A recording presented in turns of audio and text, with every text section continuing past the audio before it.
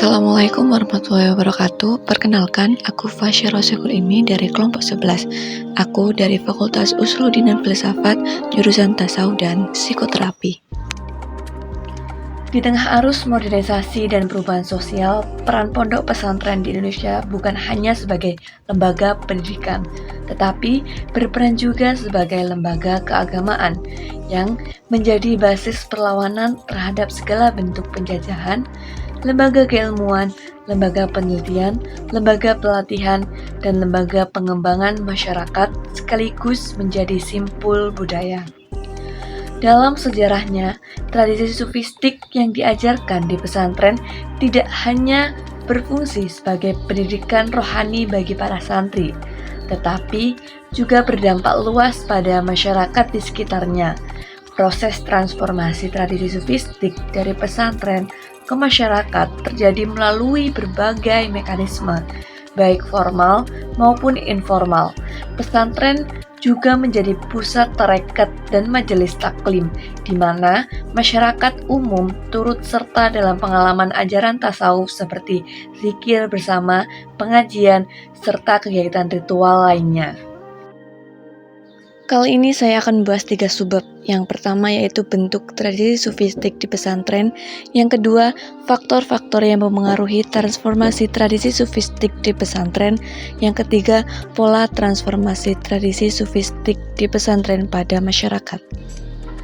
Menurut Khazanah Bahasa Indonesia, tradisi berarti segala sesuatu seperti adat, ajaran, dan sebagainya yang turun-temurun dari nenek moyang.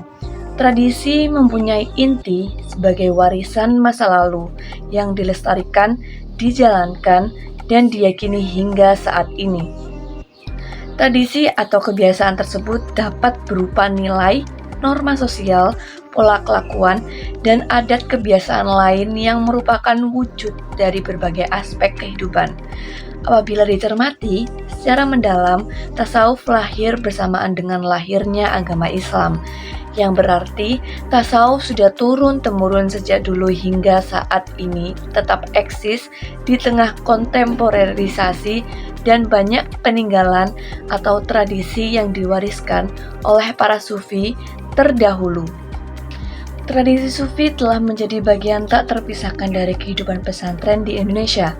Ajaran tasawuf yang menekankan pada penyucian jiwa dan pendekatan langsung kepada Tuhan telah diwariskan dari generasi ke generasi melalui institusi pesantren.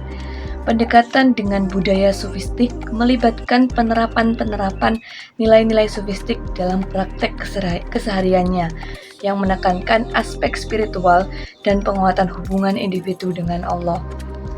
Bentuk tradisi sufistik di pesantren dapat dilihat dalam beberapa praktik spiritual yang dilakukan oleh para santri. Berikut adalah beberapa bentuk tradisi sufistik yang terkait dengan kegiatan spiritual dan ritual di pesantren. Yang pertama yaitu sholawat. Sholawat merupakan ungkapan rasa cinta dan rindu bagi seorang mukmin kepada Rasulullah SAW. Sholawat dari Allah SWT adalah rahmat, sholawat dari malaikat adalah permohonan ampun atau biasa disebut dengan istighfar.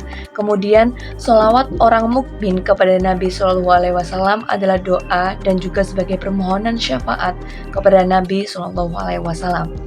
Yang kedua yaitu istighosah. Istighosah merupakan gabungan dari bacaan-bacaan zikir, pujian-pujian bagi Allah, dan doa-doa khusus untuk memohon pertolongan Allah. Yang ketiga yaitu Asma'ul Husna.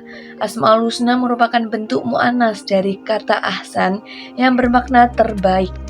Penyifatan nama-nama Allah menunjukkan bahwa nama-nama tersebut bukan hanya baik saja, tetapi juga yang terbaik dibandingkan dengan yang baik lainnya.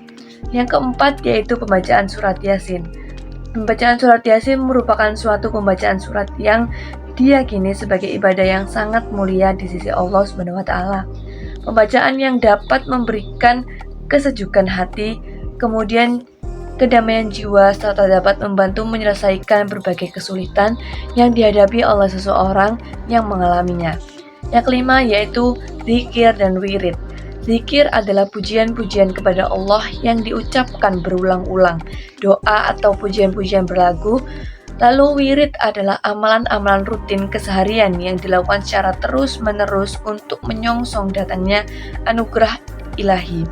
Yang keenam yakni tradisi riyad. Tradisi riyad kita tuh dianjurkan untuk berlatih untuk membiasakan diri melaksanakan ibadah-ibadah madhoh atau dan ghairu mahdoh. Yang ketujuh yaitu penggunaan kitab kuning. Ajaran ini terkait secara langsung tidak saja dengan tokoh sang kiai, tapi juga sangat dipola dan dibentuk oleh kitab-kitab yang dijadikan rujukan dan sumber nilai bagi santri. Kitab-kitab yang dimaksud lazim disebut sebagai kitab klasik atau kitab kuning, yang diyakini oleh komunitas pesantren sebagai Al-Kutub Al-Mukarrarah. Pesantren sebagai benteng tradisi tasawuf di Indonesia telah memainkan peran penting sejak abad ke-16. Sebagai institusi yang lahir di tengah masyarakat pedesaan, pesantren menawarkan alternatif spiritual bagi masyarakat yang letih dengan hiruk-pikuk kehidupan istana. Karakteristik Islam Nusantara yang sufistik dan mistik menjadi fondasi bagi perkembangan pesantren melalui tarekat dan zawiyah.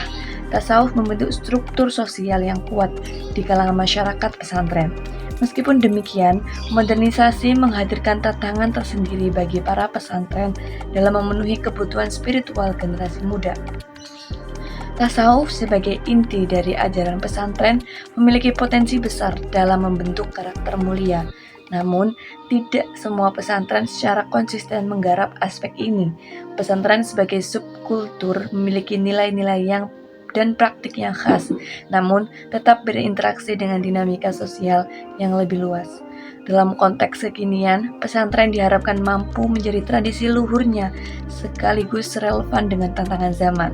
Dengan demikian, pesantren dapat terus menjadi sumber inspirasi dan rujukan bagi umat Islam dalam membangun masyarakat yang beradab dan bermartabat.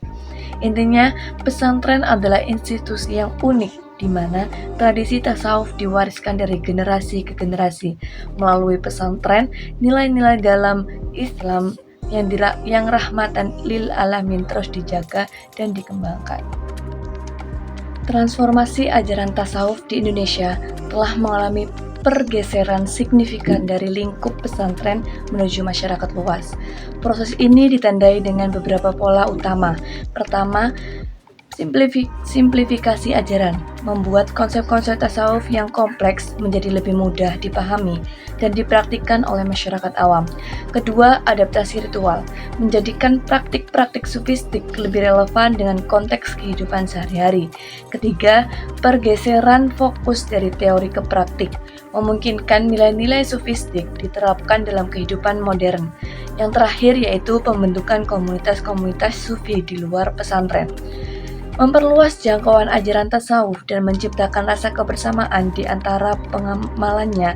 Secara keseluruhan, transformasi ini menunjukkan kemampuan ajaran tasawuf untuk beradaptasi dengan perubahan zaman tanpa mengorbankan esensi spiritualnya.